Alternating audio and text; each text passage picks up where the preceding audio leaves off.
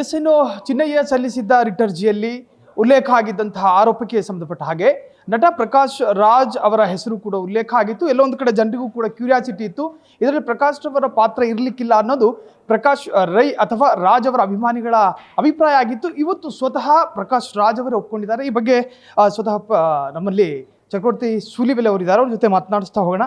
Sir, ಎಲ್ಲೋ ಒಂದು ಕಡೆ ಪ್ರಕಾಶ್ ರಾಜ್ ಇದರಲ್ಲಿ ಭಾಗಿಯಾಗಿರ್ಲಿಕ್ಕಿಲ್ಲ ಅನ್ನೋ ಅಭಿಪ್ರಾಯ ಇತ್ತು ಒಂದು ವಲಯಕ್ಕೆ, ಆದರೆ ಇವತ್ತು ಪ್ರಕಾಶ್ ರಾಜ್ ಅವರು ಬಾಯಲ್ಲೇ ಇಲ್ಲ ಫೋನ್ ಮಾಡಿದ್ದು ನಿಜ ಅಂತ ಒಪ್ಕೊಂಡಿದ್ದಾರೆ. ಹೌದು, ಪ್ರಕಾಶ್ ರಾಜ್ ಅವರು ಇದ್ದಾರೆ ಅನ್ನೋದಕ್ಕೆ ಚಿನ್ನಯ್ಯ ಹೇಳಿರುವಂಥ ಮಾತುಗಳೇ ಸಾಕ್ಷಿ. ರಿಟ್ ಅರ್ಜಿ ಸಲ್ಲಿಸಿದ್ದಾರೆ.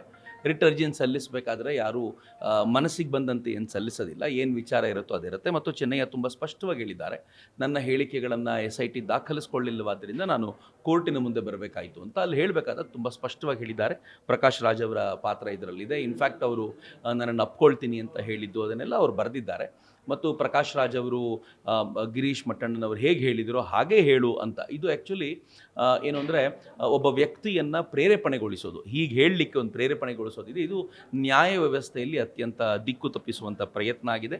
ಈ ದೃಷ್ಟಿಯಿಂದ ನೋಡುವಾಗ ನನಗನ್ಸುತ್ತೆ ಪ್ರಕಾಶ್ ರಾಜರು ಇನ್ನೂ ಕ್ಲೀನಾಗಿ ಸಮಾಜದ ಮುಂದೆ ಬರಬೇಕಾಗಿದೆ. ಇವತ್ತೇನು ಪ್ರೆಸ್ ಮೀಟ್ ಮಾಡಿದ್ದಾರೆ ಹಾಚ್ ಪಾಚ್ ಆಗಿ, ಇದ್ದಕ್ಕಿದ್ದಂತೆ ನನಗೆ ವೀರೇಂದ್ರ ಹೆಗಡೆ ಅವರ ಮೇಲೆ ಗೌರವ ಇದೆ, ಅವರು ಜೆಂಟಲ್ಮನ್ನು, ನಾನು ಪ್ರಸಾದ ತಗೊಂಡಿದ್ದೀನಿ, ಹೀಗೆಲ್ಲ ಇವತ್ತು ಹೇಳ್ತಿದ್ದಾರೆ. ಆದರೆ ಆವತ್ತಿನ ದಿನಗಳಲ್ಲಿ ಅಕಸ್ಮಾತ್ ವೀರೇಂದ್ರ ಹೆಗಡೆ ಅವರು ಜೈಲಿಗೆ ಹೋದರೆ ನಾವು ಈ ಥರ ಮಾಡ್ತೀವಿ ಆ ಥರ ಮಾಡ್ತೀವಿ ಅಂತ ಇವರುಗಳೆಲ್ಲ ಟೀಮ್ ಏನು ಹೇಳಿತ್ತು ಅದನ್ನು ಚಿನ್ನಯ್ಯ ಹೇಳಿದ ನಂತರ ಪ್ರಕಾಶ್ ರಾಜ್ ಅವರು ಇನ್ನೂ ಹೆಚ್ಚು ಕ್ಲೀನಾಗಿ ಬರಬೇಕಿದೆ. ನಾನು ಆಗ್ರಹ ಮಾಡ್ತೀನಿ ಸರ್ಕಾರವನ್ನು, ಇಂಟರಿಮ್ ರಿಪೋರ್ಟನ್ನು ದಯಮಾಡಿ ಹೊರಗಿಡಿ. ಆ್ಯಂಡ್ ದೆನ್ ಈ ತನಿಖೆಯನ್ನು ಇನ್ನು ಸ್ವಲ್ಪ ಚುರುಕುಗೊಳಿಸಿ ನಾವು ಕೂಡ ಜನಾಗ್ರಹ ಸಭೆಗಳನ್ನು ಮಾಡ್ತೀವಿ. ಯಾಕೆಂದರೆ ಸಮಾಜದಲ್ಲಿ ಶ್ರದ್ಧೆ ಹೋಗುವಾಗ ಎಲ್ಲರೂ ಜೊತೆಯಲ್ಲಿದ್ದರು, ಈಗ ಶ್ರದ್ಧೆಯನ್ನು ಮರುಕಳಿಸುವಾಗ ನಾವೆಲ್ಲ ಜೊತೆಯಲ್ಲಿರಬೇಕು.